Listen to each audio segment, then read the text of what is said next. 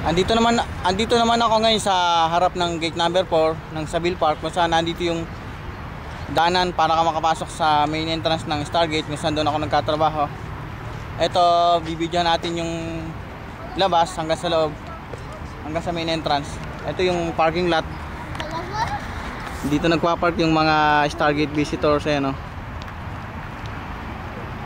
Kung makikita nyo, may mga naglalakad na lokal na babae dyan. Ito, mga naka-black, yung mga papauwi na galing Stargate yan.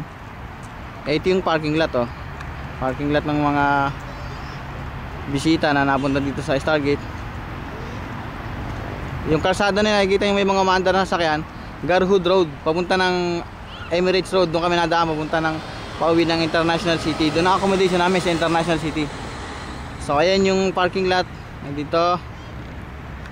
Yan, diyan nakapark ang mga sasakyan ng mga Stargate visitors.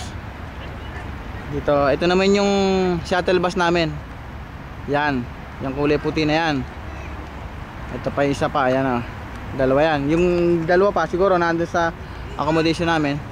Ito na naman yung Burj Khalifa, the tallest building, yan, oh. Pinakamataas sa lahat, yan, oh. Kitang kita, oh. So ito yung gate 4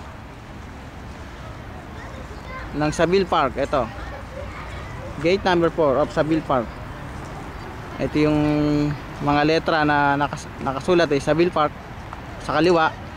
Sa bandang kanan naman, ito may nakalagay din na gate 4 at may nakasulat din in Arabic words, Saville Park din, ayan, oh.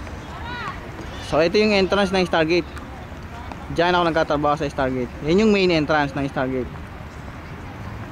So ayan, Stargate. Diyan nagtatrabaho. Edutainment Theme Park. Yan, may mga lumalabas na galing sa loob ng Stargate. May mga pumapasok pa rin. Yan, oh.